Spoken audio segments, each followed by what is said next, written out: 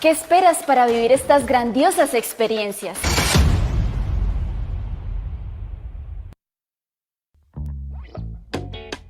Las semillas son patrimonio de la humanidad y todos somos responsables de su conservación. Por esto y más, participe del sexto encuentro nororiental interactivo de intercambio de semillas nativas y ecomercado en San Gil, el 28 y 29 de julio. Habrá trueque de semillas, venta de productos agroecológicos, conocerás los custodios de semillas, conferencias, talleres pedagógicos y donación de árboles nativos.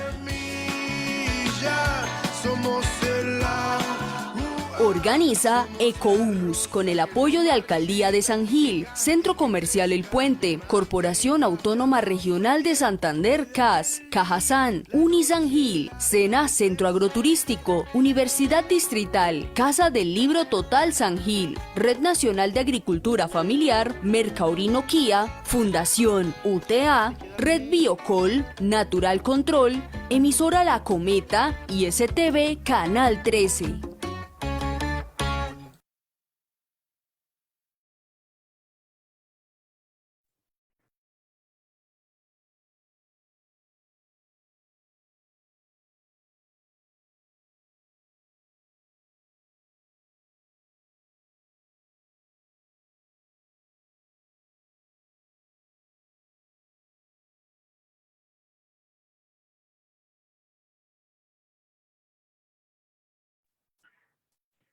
Muy buenos días para todos. Sean bienvenidos nuevamente a nuestra agenda académica de este sexto encuentro nororiental de intercambio de semillas nativas. Desde el programa de Ingeniería Ambiental, de la especialización en Gestión Integrada del Recurso Hídrico de San Gil, la sede de San Gil, les damos una afectuosa bienvenida a todos, especialmente pues, a nuestro conferencista del día de hoy. Y expresamos un especial agradecimiento a la ingeniera María Luisa, quien a través de ECOUNO nos permite vincularnos a este tipo de eventos, en donde desde la academia apoyamos esa difusión de conocimiento, ese intercambio de conocimiento y de experiencias que son sumamente valiosas, sobre todo en esta época donde necesitamos una mayor conciencia hacia la protección ambiental. Entonces, sin más preámbulo, doy paso a la ingeniera María Luisa para que haga la presentación de nuestro conferencista del día de hoy.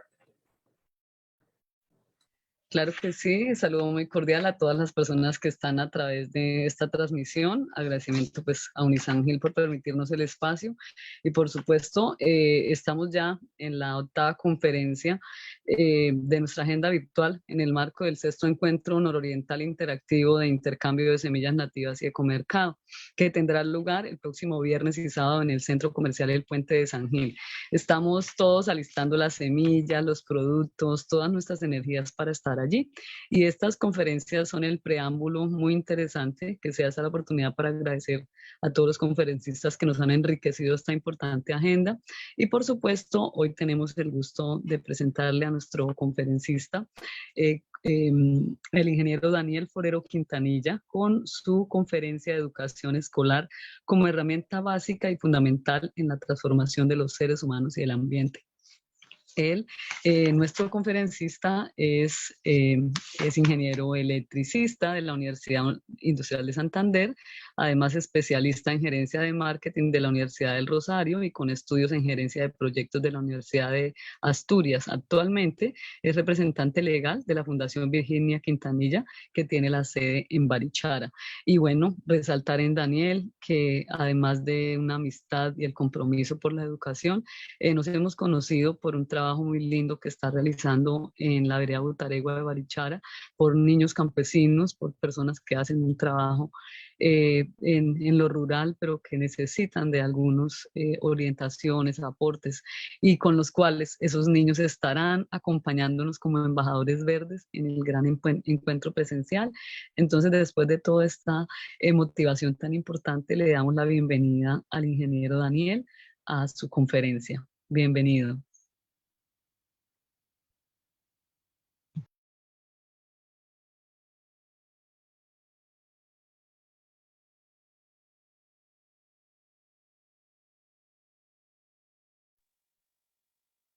Ingeniero Daniel, ¿estás ahí?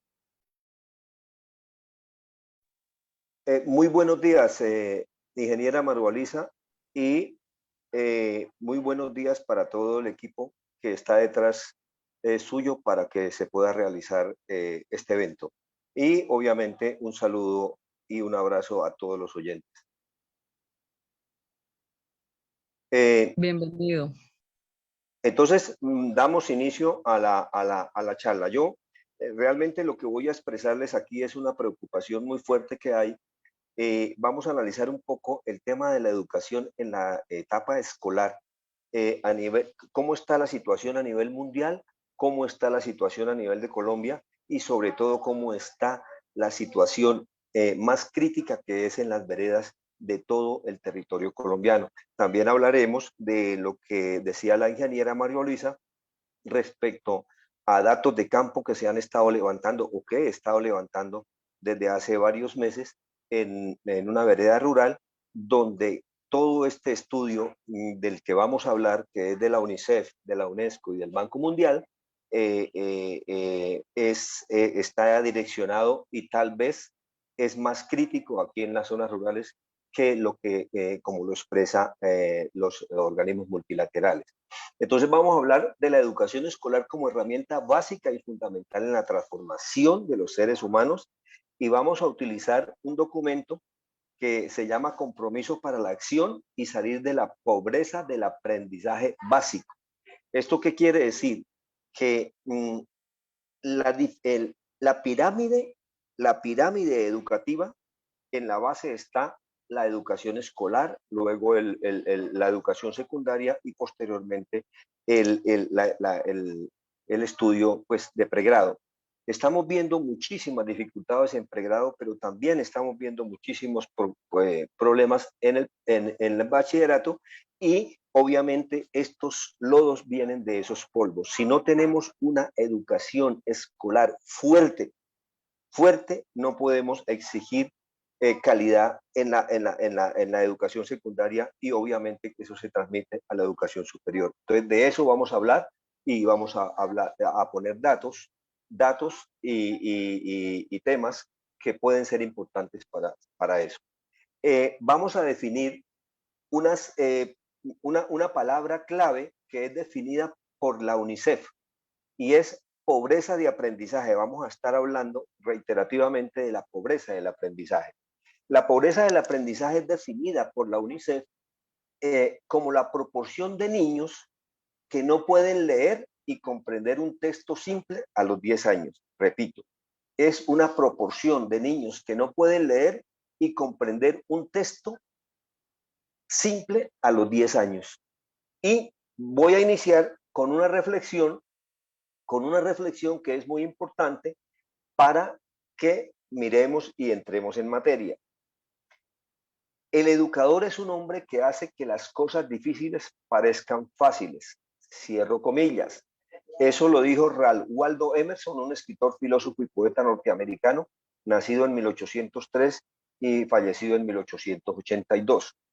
Y otra frase de reflexión que es anónima, dice que un educando no tiene solo la responsabilidad suya en sus deficiencias, sino quizás también es responsabilidad de los educadores como emisores por falta de eficiencia al expresar pues, los temas. Muy bien, vamos a empezar con esta gráfica y es una gráfica que se proyectó antes de la pandemia, porque la educación en Colombia y en el mundo, en Colombia especialmente, en los países de bajos ingresos en general, está en crisis y la pandemia lo que nos hizo fue entrar una crisis dentro de otra crisis. Entonces, antes de la pandemia, habían proyecciones del Banco Mundial a 2030, donde decía que los países de ingresos bajos, como Colombia, entre otros, habían más o menos 264 millones de niños con expectativas de educación. Y proyectaba 2030 esa cantidad de niños. Si ustedes ven en el gráfico, en el gráfico gris, el 69%, que es la torta mayor en este gráfico, no aprenderán habilidades básicas de primaria. Repito, no aprenderán habilidades básicas de primaria. Eso es en los países de bajos ingresos. Y solamente el 8% aprenderán mínimo habilidades de nivel secundario. y el 23% aprenderán habilidades de primaria básica solamente.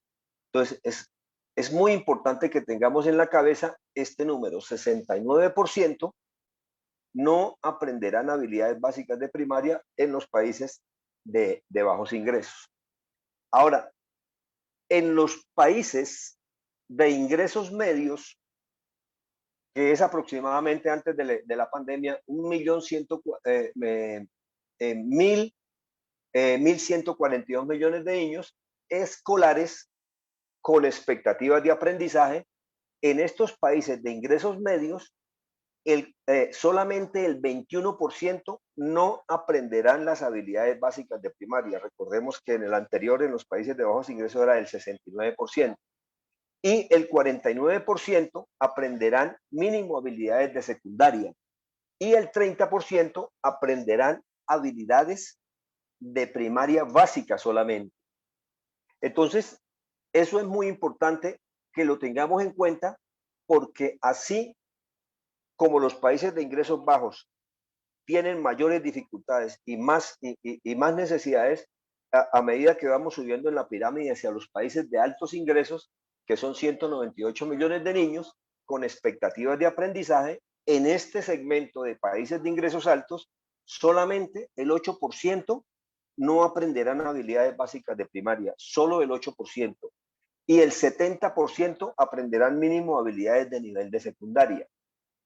Aprenderán a nivel de secundaria. Entonces, es muy importante tener en cuenta que en la medida que se sube en la pirámide económica, en esa medida se disminuye la deficiencia para los escolares que no aprenderán habilidades básicas de primaria. Entonces, eso como preludio, como entrada. Ahora, le voy a expresar un gráfico que es el promedio de saber en matemáticas en Colombia de quinto bachillerato. Promedio saber de matemáticas quinto bachillerato. Vamos a comparar 2002 y 2009 y vamos a comparar los colegios públicos rurales, los colegios públicos urbanos y los colegios privados urbanos. Y el número que hay sobre cada renglón es: el azul es colegio público rural en el 2002, 276 puntos. El mismo puntaje para el 2002 en los colegios públicos urbanos es de 286 puntos. Y en los colegios privados urbanos es de 311 puntos. Entonces, eso en el 2002. En el 2009, en los colegios públicos de la zona rural bajamos a 265 el promedio saber en matemáticas en quinto. Y en el colegio público urbano se mantuvo más o menos equilibrado con 288 puntos. Y subió en los colegios privados urbanos en el 2009 a 334 puntos. O sea, las brechas se van abriendo más y la vamos a ver en el siguiente gráfico. Y estas son brechas educativas de los exámenes PISA para noveno grado en Colombia, del 2006 al 2018.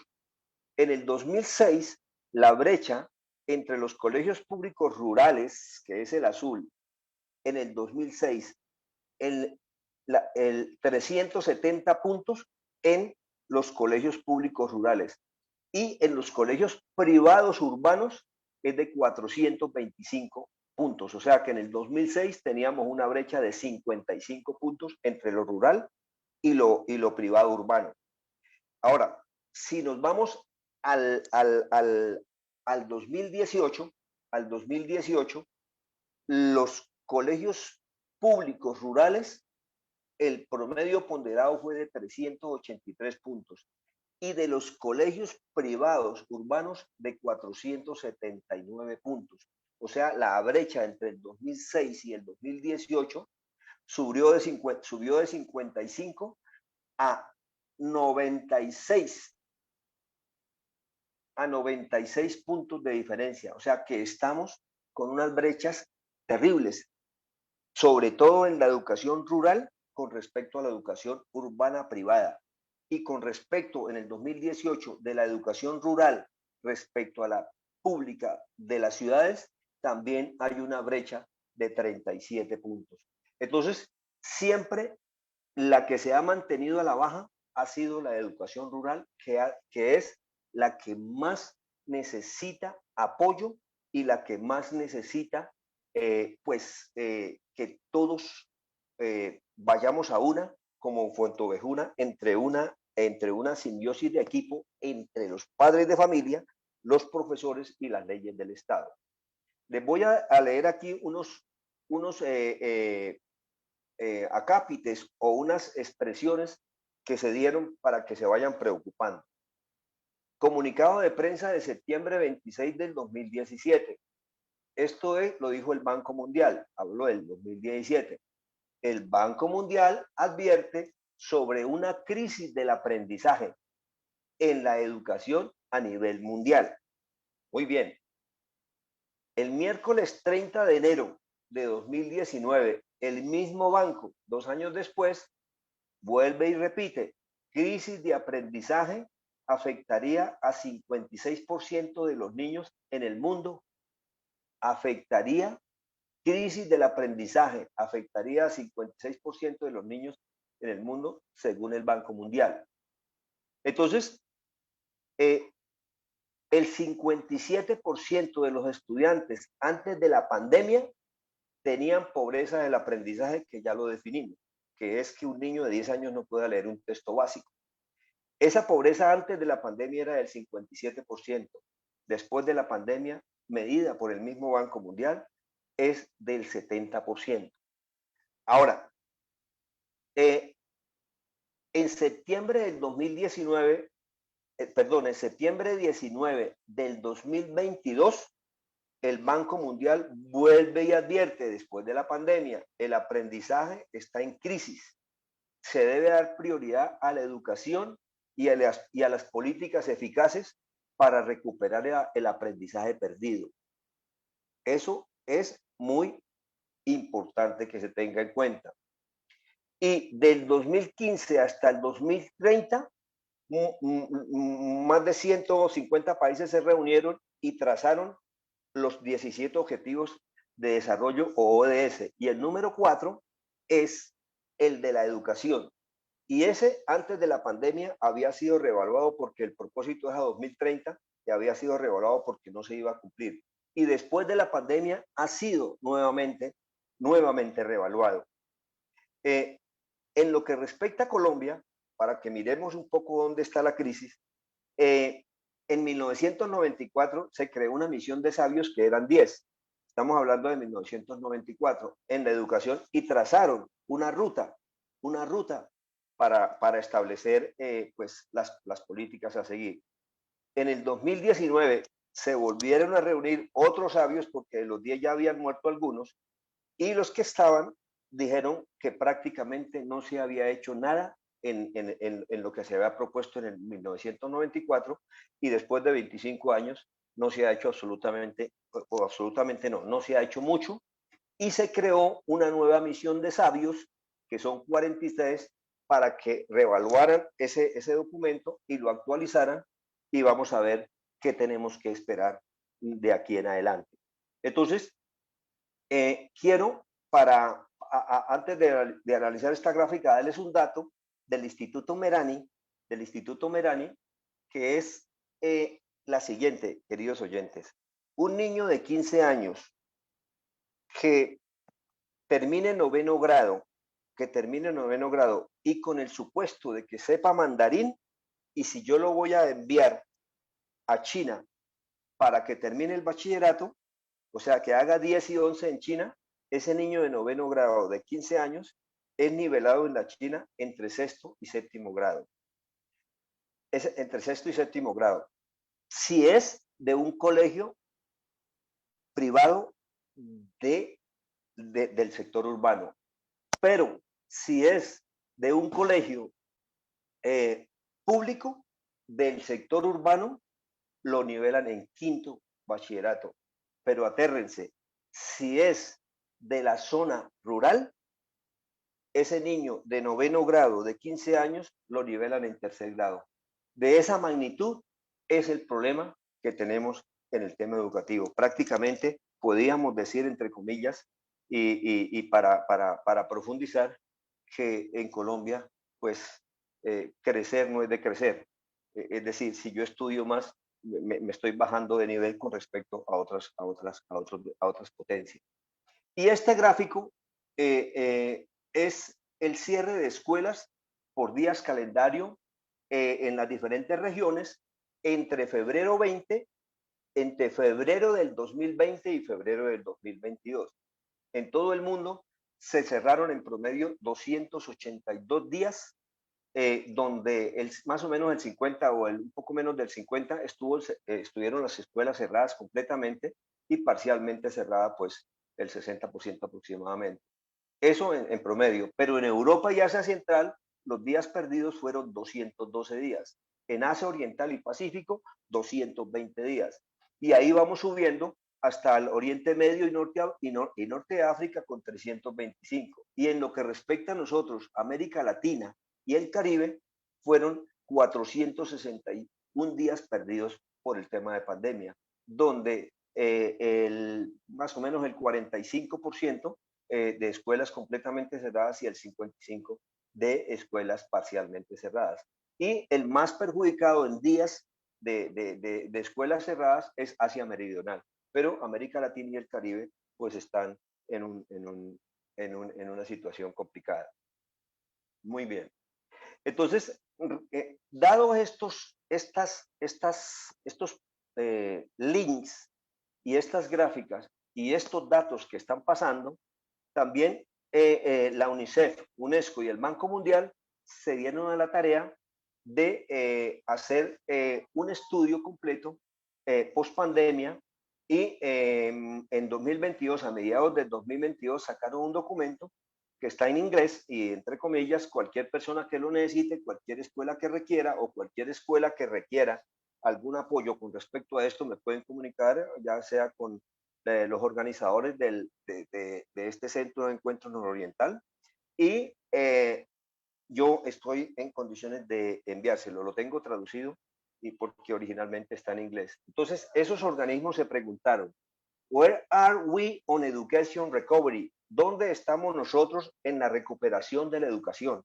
¿Por qué, queridos oyentes? Porque es que el tema es que en ciertos segmentos, en lectura, matemáticas y algunas otras materias hemos retrocedido 10 años. O sea, estamos a nivel del 2013 por efectos de la pandemia. O sea, como dije al principio, la pandemia lo que hizo fue descubrir y dejar en la palestra las grandes dificultades que tiene la educación.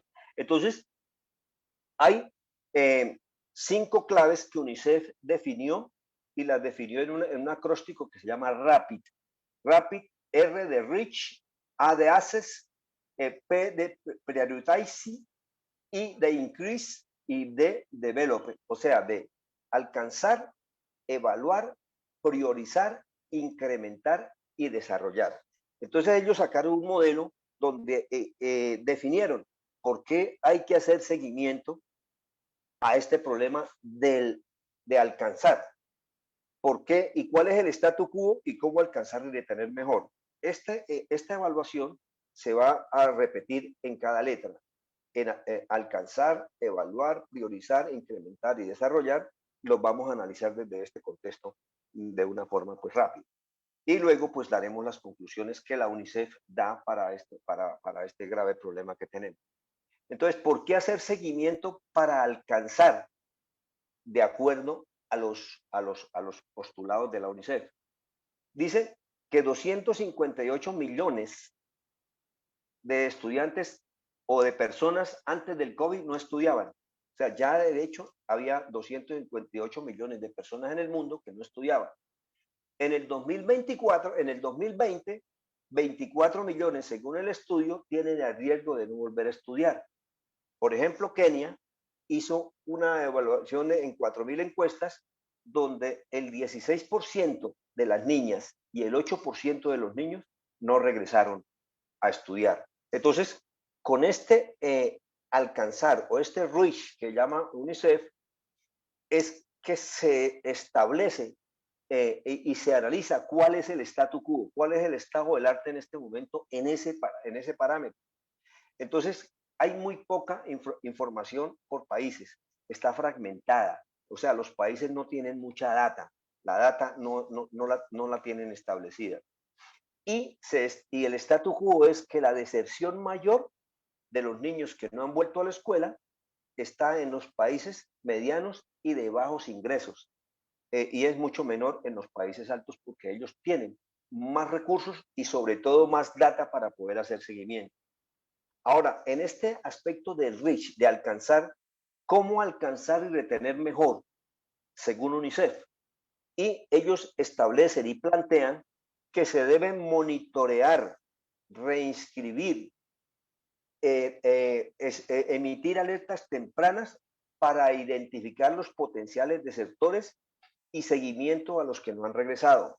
Todas las escuelas en el mundo y en Colombia especialmente y en la zona rural sobre todo, se requiere de que cada profesor y cada escuela haga la evaluación. Antes de la pandemia teníamos X estudiantes, después de la pandemia tenemos X menos tantos. ¿Dónde están las personas que faltan? Ir a buscarlas, ir a identificarlas, ir a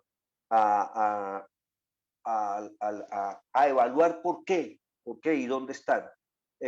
Por favor, necesito paréntesis, el slide de ACES. Antes de priorizar es ACES, por favor. Lisette. Antes de priorizar es ACES. Exacto. Muy bien, ACES. Entonces, ACES es el segundo punto que la UNICEF analiza y es pues evaluar. En inglés es ACES y pues en español evaluar.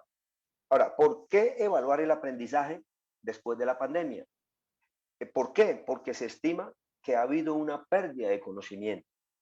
Porque han hecho evaluaciones individuales comparadas y se han visto que las brechas son muy, pero muy grandes, muy grandes.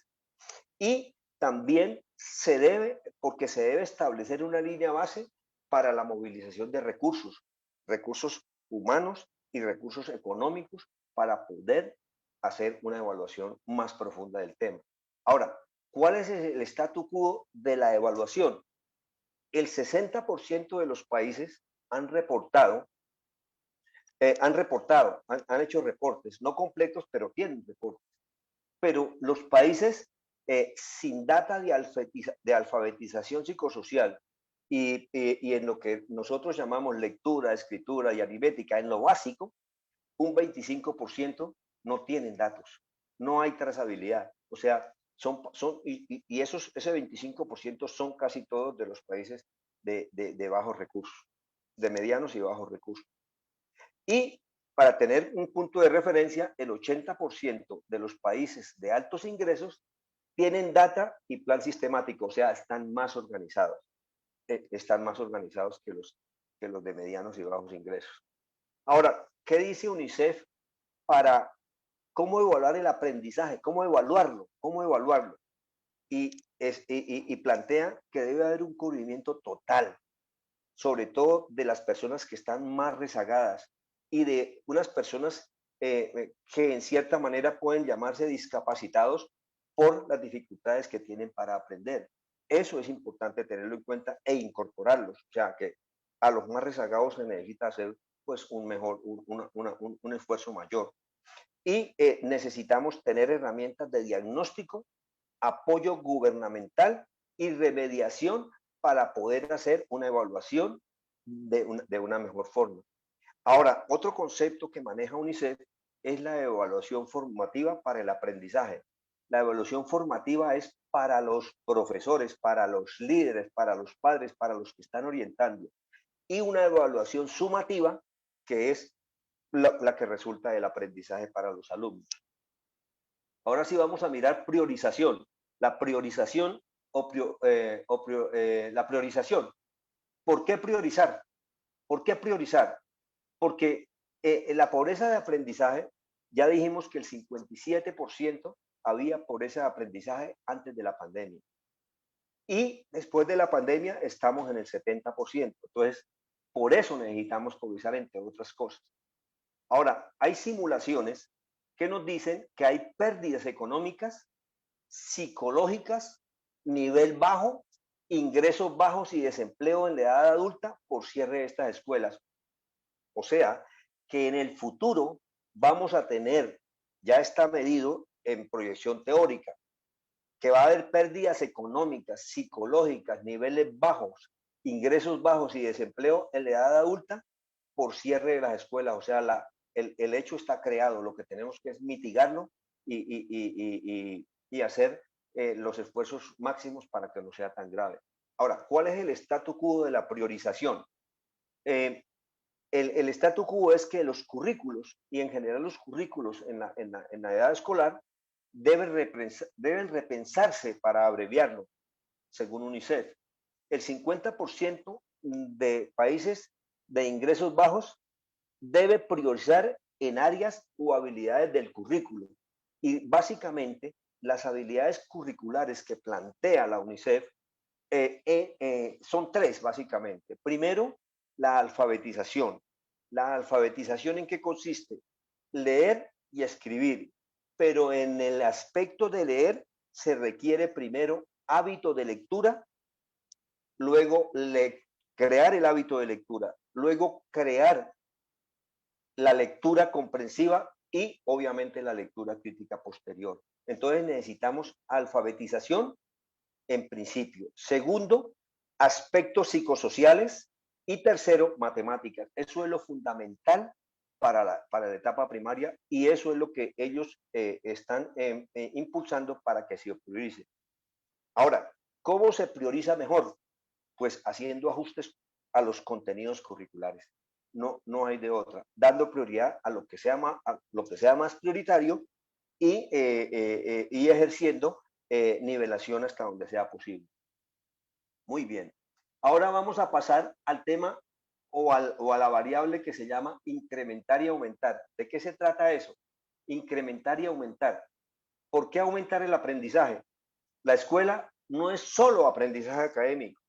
La escuela es aprendizaje social, es aprendizaje emocional, es aprendizaje holístico. No solamente a la escuela se va a aprender a sumar y a restar o a leer y a escribir. También hay otros parámetros psicosociales que son sumamente importantes y por eso se debe incrementar y aumentar. El aprendizaje virtual se debe complementar con lo psicosocial. Uno de los aspectos que más ha pegado negativamente, muy duro en la educación, es los aspectos psicosociales y vamos a tener niños, y ya los tenemos, con problemas de comportamiento y con problemas que llamamos cognitivos, en cierta manera por la falta de la interrelación psicosocial que da la escuela. La preparación de docentes es muy importante y no solamente de los docentes, sino de los cuidadores y padres de familia cuando se haga o se incremente la educación virtual. Y se necesitan herramientas que permitan que se pueda incrementar. Ahora, ¿cuál es el statu quo? El statu quo en este momento sobre el incremento. Los países de bajos recursos, solo el 20% están apoyando a los maestros. Entonces, esto es muy importante tenerlo en cuenta porque muchos padres de familia consideran y creen que la escuela le va a resolver los problemas o las falencias de la casa. No, en este momento se necesita un equipo multidisciplinario que es básicamente padres de familia, profesores y el Estado como tal. Solo el 15% tienen tutorías y entrenamiento. Solo el 15% tienen tutorías y entrenamientos en los países de bajos recursos con respecto a los profesores. O sea que prácticamente los profesores los estamos dejando solos. Y además, el 42% de los países son menos propensos que los países ricos en estrategias de recuperación. O sea que nos estamos durmiendo. No nos estamos moviendo lo suficiente los países de ingresos bajos como Colombia. Ahora, ¿cómo aumentar la recuperación? ¿Cómo aumentar la recuperación? Se deben establecer programas basados en evidencias. ¿Qué es eso? Datos. hechos, mediciones, lecciones aprendidas de la experiencia de cada profesor en cada escuela y de los profesores en cada una de las escuelas. Debe haber una instrucción dirigida a grupos por aprendizaje más que por edad o grado. O sea, se deben agrupar personas que así sean de tercero o de cuarto, pero que tienen deficiencias, los de cuarto o de tercero, entonces se pueden agrupar y hacer esos grupos más por aprendizaje que por la edad o por el grado en que vayan desarrollándose. La capacitación a los maestros es fundamental y el apoyo psicosocial a los alumnos es definitivo y forma parte de las tres banderas importantes que la UNICEF está planteando. Ahora, por parte de los profesores debe haber aprendizaje autoguiado, pero también por parte de los padres que se deben involucrar y tutorías en grupos pequeños para mayor efectividad en alcanzar alcanzar los objetivos. Y el final, y el último, que es desarrollar, vamos a mirar, según UNICEF, por qué desarrollar la salud psicosocial. ¿Por qué? La escuela como plataforma de servicios, provee comida, provee salud, provee educación y otros aspectos que solo lo da la escuela, la interacción propiamente entre los alumnos o entre los escolares. 370 millones de personas en 150 países o niños se perdieron las comidas escolares. Por eso hubo aumento en la desnutrición, se aumentó la violencia, se aumentó la salud mental infantil y juvenil. En la mayoría de los casos y en los países de menos recursos, aumentó en un 34% estos elementos. Entonces, estamos en una crisis que traíamos dentro de otra crisis que apareció, pues porque el COVID nos dejó desnudos. Ahora, también esto está incidiendo, esto de desarrollar la parte psicosocial, porque el trabajo infantil, según los estudios, hay 9 millones de niños que están en riesgo de caer en el trabajo infantil. Y también algo que casi no se tiene en cuenta, que son los matrimonios tempranos.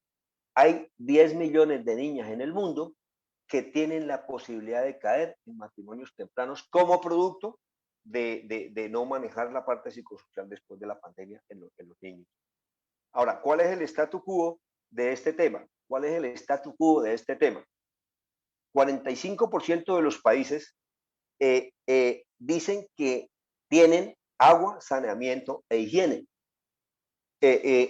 Y el 45% también dice que tienen temas de salud mental y psicosocial, o sea, que tienen como programas para eso, solamente el 45%.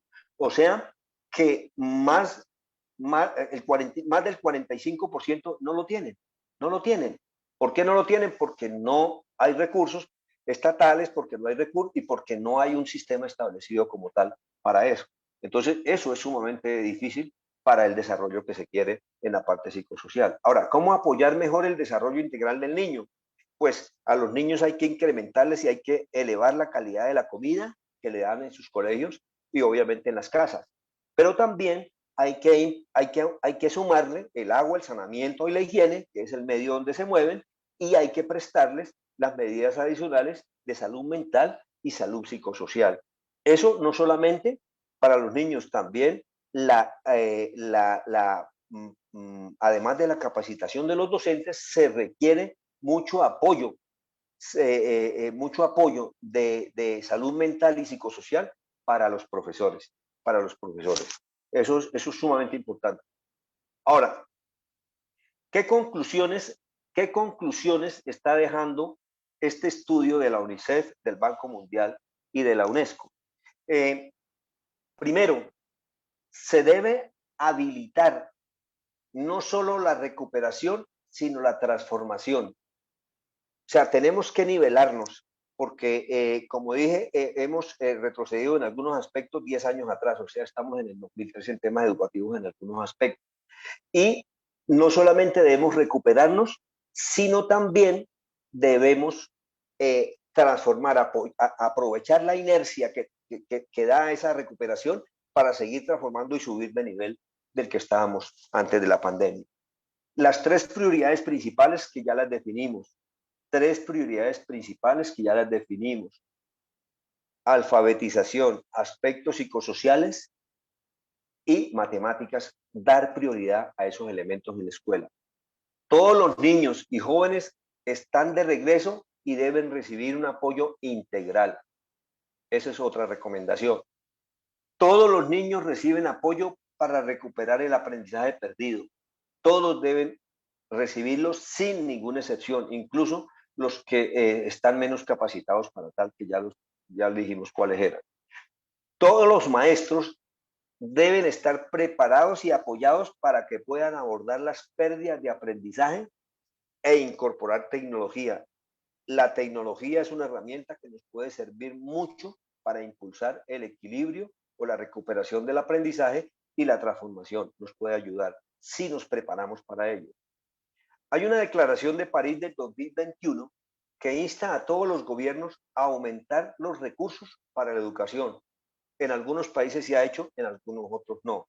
Entonces, la educación en este momento debe ser prioritaria y en especial la educación primaria, que es la base de la pirámide. Si fallamos ahí, se puede derrumbar la pirámide. Y de hecho, ya se están viendo muchos problemas a medida que se sube en la pirámide. Los maestros deben estar en primera línea de la recuperación y el apoyo multifacético, donde deben integrarse los padres y el Estado. Y tenemos que hacer más esfuerzos de lo normal para poder hacer la recuperación. Los maestros necesitan capacitación, necesitan tutorías y realimentación entre pares. Los maestros deben hacer benchmarking. ¿Qué es eso? Es mirar cuáles son las escuelas más desarrolladas en el país o donde estén, para ir a mirar cuáles son sus prácticas o sus buenas prácticas para yo poderlas mirar si las puedo implementar en mi escuela. Eso es muy importante porque es una realimentación pues, entre profesores mismos y entre escuelas mismas. Los niños que reciben apoyo en el hogar se desempeñan mejor en lectura. Los niños que reciben apoyo en el hogar se desempeñan mejor en lectura. Y si les leen libros, eso duplica las posibilidades de aprender a leer. Padres de familia, mensaje directo, léanle a sus hijos, porque si les leen libros, duplican las posibilidades de aprender a leer.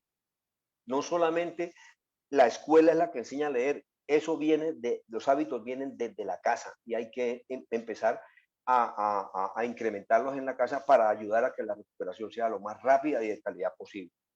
Se requieren padres que sepan leer y que tengan tiempo para estar con sus hijos.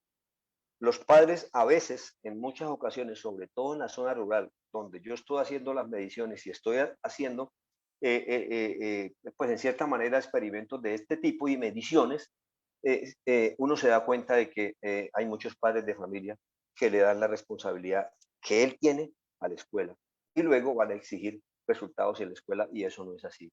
Nos tenemos que involucrar todos, los padres de familia, los profesores y el Estado para desatrasarnos y seguir hacia la transformación. Y se deben crear comunidades de práctica entre padres, hijos y profesores. Se requieren comunidades co-creadoras. Los niños dependen de la acción coordinada y efectiva de los padres, de los profesores y el Estado para crear, mantener y mejorar el presente, que son las personas que nos orientarán en el futuro. Y si no los desatrasamos, vamos a estar atrasados en el futuro. Entonces, queridos oyentes, este es las reflexiones que yo quería traerles, que yo quería manifestarlas y ponerlas en la palestra, más que para que se asusten, es para que entremos en reflexión y tengamos acciones claras, concretas, en equipo y que sean coordinadas y sistémicas para poder que nuestros niños tengan la nivelación adecuada que perdieron en pandemia y aprovechar esa sinergia y esas dinámicas para seguir en la transformación hacia arriba. Les agradezco mucho y haberme oído y espero, pues, si hay algunas preguntas o algunas inquietudes, estoy presto para eso. Ingeniero Daniel, maravilloso y felicitaciones por ese alto contenido de información que sé que has analizado muy juiciosamente para esta conferencia. Realmente es un aporte muy valioso para este encuentro y que ojalá pues todos, porque no es solo para profesores, son para padres, para todo el sector tomador de decisiones importantes, sus análisis, sus reflexiones que están muy bien documentadas. Y pues bueno, aquí hay por nuestras redes sociales una apreciación del señor Vicente López. Es un amigo muy querido también del trabajo rural, que cultivan Sacha Inchi, un producto interesante. Él nos dice, si no tenemos campesinos capacitados y profesionales en la producción de alimentos, la hambruna que le espera a Colombia en poco tiempo va a ser terrible. Se debe pasar de tener doctores prematuros y profesionales con ética y se tienen a doctores en Colombia con cualquier pregrado. Eso no nos está matando la doctoritis. Bueno, es un poco cómo insertar esas profesiones a la práctica real, donde están los problemas. Creo que es el mensaje que nos envía don Vicente. A su manera, pues nos hace la apreciación. Un saludo cordial para el señor Vicente allá desde Charta, que está su territorio, y pues bueno, él es campesino, emprendedor, empresario, y pues habla con propiedad porque vive la situación y la conoce en su sector rural. Igualmente, me quedo pues un poco pues contenta por todo el análisis de información que su merced nos ha hecho en esta conferencia, que gracias a las redes sociales pues nos queda como memoria y seguro servirá para que siga rodando por muchos lugares, y ojalá en los sitios donde se tomen decisiones pues sea muy importante todos esos aportes que tienen un valor muy importante por la investigación que hiciste para llegar a estos resultados que nos estás hoy compartiendo. Retomo las palabras importantes de evaluar, priorizar, alcanzar, desarrollar e incrementar. Y pues bueno, instituciones y muchos que logremos interesarnos por el documento que decías, que tienes en inglés y ya está transferido al español, pues valiosísimo. Yo estaría muy interesada en tenerlo para que cualquier persona que nos pregunte con mucho gusto lo podamos suministrar para que se analice, se ponga en práctica, ¿no? Y otra cosa muy importante es esos comparativos que nos hace las brechas respecto a las diferencias, ¿no? Cuando hablabas del 55% que pasa al 96% con respecto a las pandemias, pues queda uno bastante como impresionado, pero pues es lógico, ¿no? Quedamos también sin saber qué hacer con nuestros hijos en casa, encerrados en un lugar donde a veces el desespero de no saber o la incertidumbre, a veces como padres lo que estábamos era enseñándoles cocina. Por lo menos en el caso nuestro nos especializamos en hacer pizzas, en hacer otros platos que no se hacían normalmente por temas de tiempo, y bueno, ver más películas en familia, compartir. Ese fue mi caso, no sé cuál sería el de otros, pero seguramente algunos lo aprovecharon, otros no sabemos, pero ahí están como esos indicadores que se registran. Y en el punto 4, que nos hablas de los ODS, los Objetivos de Desarrollo Sostenible, que es el cuarto, el de la educación, pues cómo no tener en cuenta ahorita que estamos en unos cambios de mandato, digamos, van a haber nuevos alcaldes, gobernadores y demás, cómo el tema de la educación, pues abordarlo desde estas realidades, ¿no? No, quizás haya necesario que darle un vuelco al sistema, ¿no? Habrá que mirar todas estas reflexiones que hay que hacer, porque pues la verdad es que sí hay una amenaza un poco al tema alimentario, al tema ambiental, y si no tenemos conocimiento, si no tenemos esa capacidad de dar respuesta, pues nos va a quedar más difícil. El otro punto que quisiera complementar es tus recomendaciones, ¿no? La importancia de alfabetizar, de profundizar en el tema de la lectura, importantísimo, nosotros como padres con nuestros niños, generar ese hábito y la cultura, me parece algo maravilloso esa recomendación, creo que muchos padres e instituciones debemos promoverlo, es que ahí aprovecho para saludar de manera especial todo el respaldo que usted y Francisco le han dado también al grupo que se ha ido consolidando de lectura en San Gil, porque hay un grupo grupo muy bonito y sé que se han enriquecido y aumentado y creo que esas pequeñas acciones van generando cambios. Saludar a todos los que promueven la lectura, la hacen, yo leo, pero no mucho, pero bueno, trato de hacer más cosas en la práctica, pero ese tema es muy valioso. También los aspectos psicosociales, ¿no? Cómo ese acompañamiento afectivo, esa motivación, esas palabras bonitas que uno como padre debe decir a sus hijos para motivarlos, para tenerlos alegres y no el rechazo, de pronto hasta el maltrato, quién sabe qué otras cosas que a veces el trabajo lo acosa a uno y entonces uno se tensiona y termina en vez de dando un abrazo, de pronto un rechazo, ¿no? Cosas importantes que ya como padres tenemos que reflexionar. Y lo del tema de la matemática, valiosísimo, porque a veces en nuestros hijos el tema es como una barrera, ¿no? Y que resulta que los números desarrollan el aprendizaje, el análisis, el amor por la matemática, es maravilloso. Eso nos lo decía ayer la niña de astrofísica, Ana María, que nos hablaba cómo ella se motivó y pues prácticamente hoy es una líder de ciencia acá en Colombia porque pues ha sido documentada, teada, estudió, se preparó y llegó a alcanzar unos retos importantes. Entonces muchos de esos retos los pueden alcanzar nuestros jóvenes, debemos promoverlo a nuestros hijos y es una tarea de todos, como dice acá el ingeniero Daniel, creo que a buena hora podemos todavía invertir parte de nuestro tiempo en esas semillas, en nuestros hijos y en los jóvenes para que las tendencias sean a construir nuevos modelos interesantes de vida en el planeta y no personas que toman la decisión incluso hasta de quitarse la vida por no saber qué hacer o porque están perdidos en otras áreas cuando nosotros como padres de pronto los hemos descuidado. Eso es una reflexión y yo sí quisiera felicitar a Daniel por eso, reiterar a todos los que nos escuchan sobre esos mensajes, ¿no? Importantes y bueno, ¿qué podemos hacer ante esta realidad que sería? Yo quisiera que Daniel contara cortico la experiencia que nos has contado de por allá en otro país con la hora de la felicidad. Es algo como muy chévere que con eso nos cuente así cortico para que quede el mensaje y ya el que se interese pues puede profundizar. Sí, ingeniera, muchas gracias. A don Vicente en Charta es el fiel representante de todos los campesinos de Colombia. Él, estoy completamente de acuerdo en todo lo que expresó, porque el futuro de la ciudad está en el campo y los saberes ancestrales, los saberes de los campesinos deben incorporarse al sector académico en todos los niveles. Todo pensamiento es un mundo en nacimiento y toda conversación es una sociedad reproduciéndose. Necesitamos conversar, necesitamos pasar de lo individual a lo colectivo para poder resolver los problemas. Muy bien, respecto a la hora de la felicidad es lo siguiente.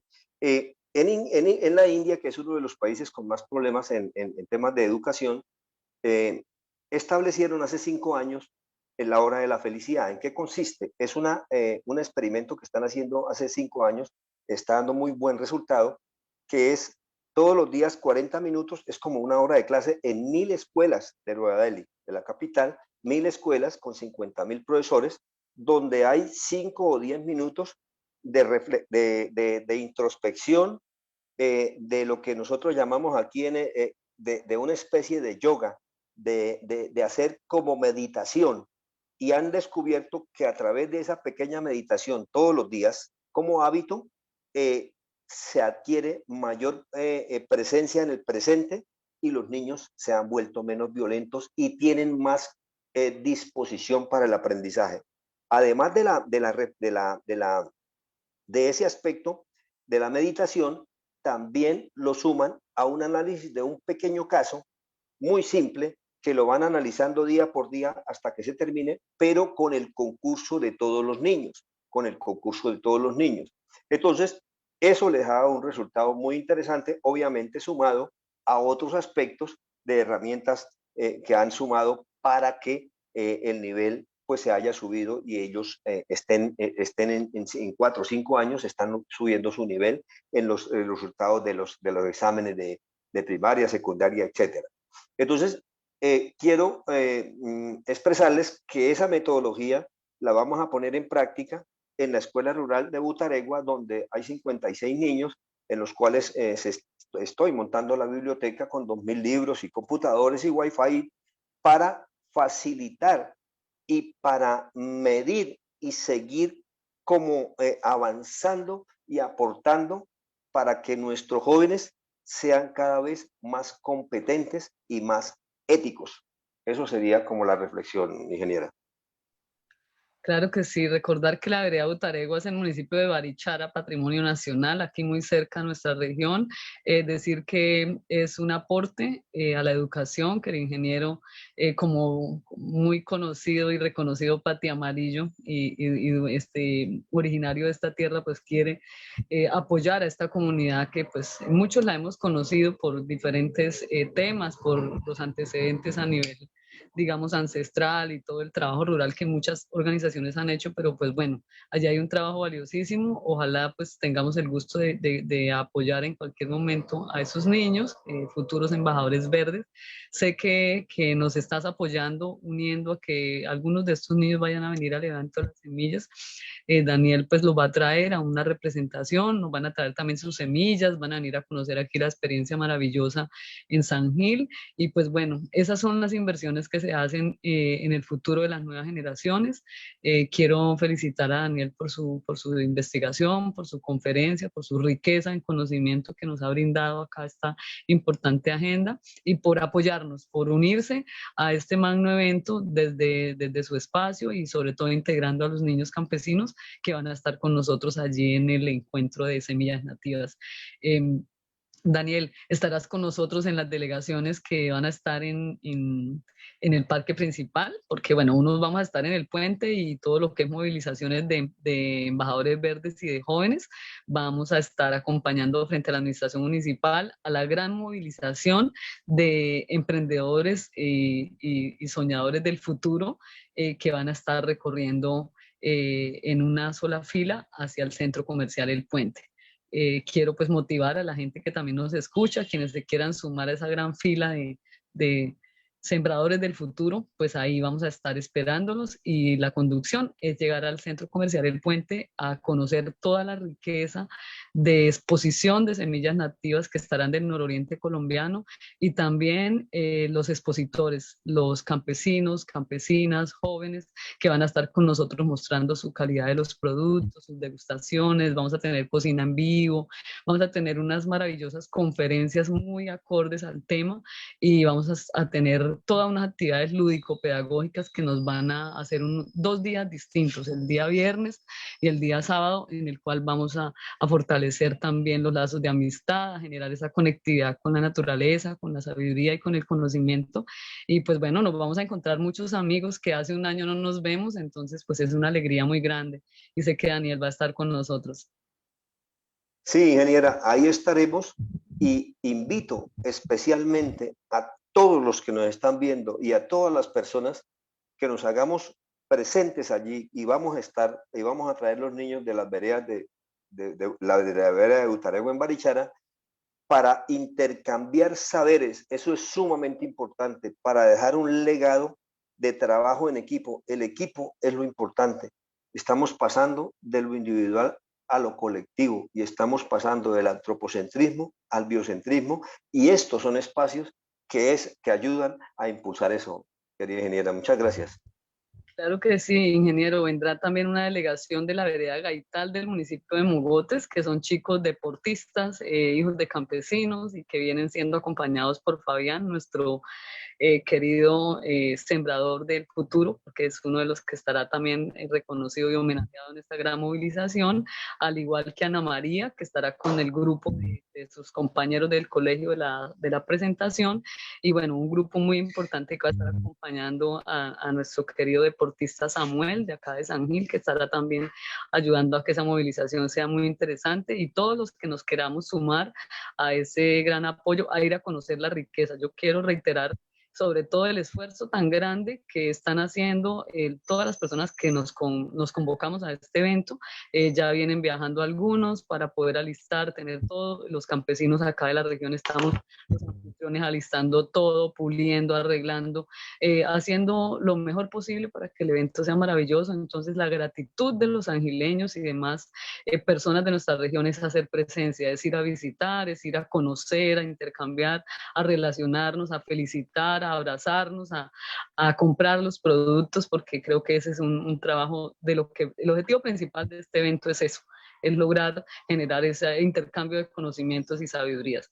Así que será algo maravilloso.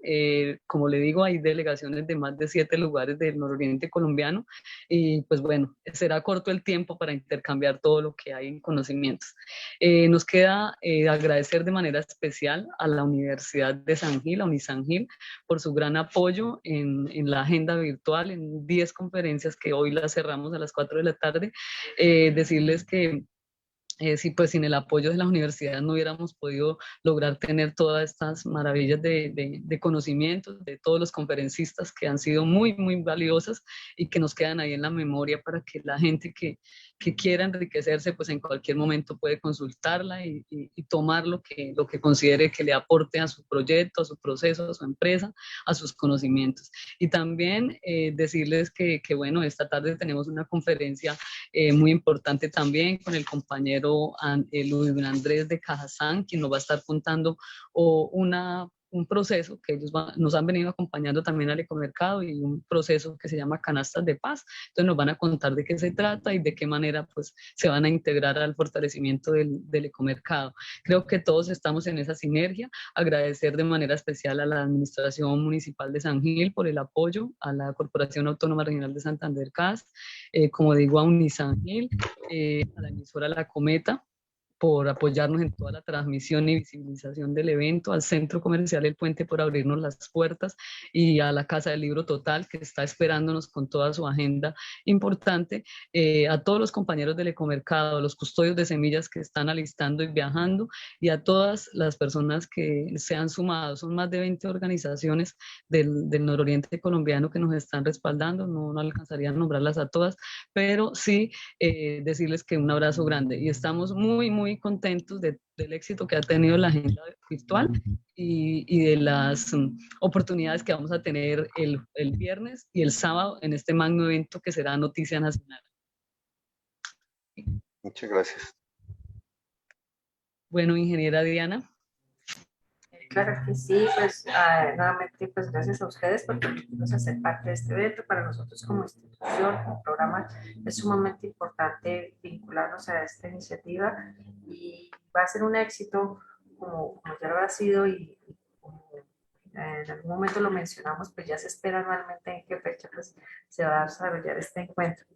A nuestro conferencista, muchísimas gracias por brindarnos la posibilidad de generar esas alertas. Finalmente, toda esta información nos debe ser un llamado a que hay que generar cambios y los cambios pues inician desde casa. Nosotros como academia debemos también contribuir, pero pues trabajando por un mejor futuro para todos.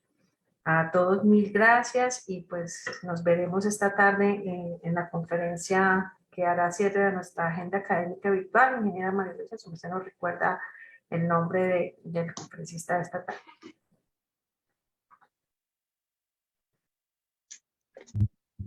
Estará nuestro querido compañero Luis Andrés Rodríguez Quintero con el programa Canasta de Paz, un aporte a la felicidad y el bienestar de las comunidades. Reconocer en Cajazán el apoyo que nos ha ido brindando últimamente a los apoyos logísticos del Ecomercado y pues que realmente ha sido también uno más de los actores que se suma. Agradecimiento especial al SENA, Centro Agroturístico, por todo el apoyo que nos ha ofrecido, también a los medios de comunicación que nos están apoyando en todo este proceso, al regional, a la emisora La Cometa, a la página de Ecohumus y sus seguidores y a todos los que de una u otra manera nos hemos sumado para difundir esta información y que nos están ayudando a promover toda la agenda importante y valiosa que tendremos este fin de semana en nuestra región, porque somos anfitriones y es la 6ª versión. O sea, esto es un trabajo que se va consolidando y cada vez debe irse enriqueciendo. Muchas gracias, equipo de trabajo, también por todo el apoyo.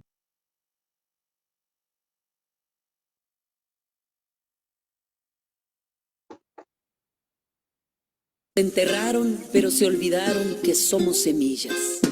Las semillas son patrimonio de la humanidad, son la esencia que nos genera vida, nos garantiza alimento y equilibrio en los ecosistemas. Todos somos responsables de su conservación. Participe en el 6º Encuentro Nororiental Interactivo de Intercambio de Semillas Nativas y Ecomercado en San Gil el 28 y 29 de julio. Habrá trueque de semillas, venta de productos agroecológicos, conferencias virtuales y presenciales, talleres pedagógicos y donación de árboles nativos. Semilla de vida salva mi vida. Organiza Ecohumus con el apoyo de Alcaldía de San Gil, Centro Comercial El Puente, Corporación Autónoma Regional de Santander, CAS, Cajazán, Unisangil, SENA, Centro Agroturístico, Universidad Distrital, Casa del Libro Total San Gil, Red Nacional de Agricultura Familiar, Mercaorinoquía, Fundación UTA, Red Biocol, Natural Control, Emisora La Cometa y Santander TV Canal 13.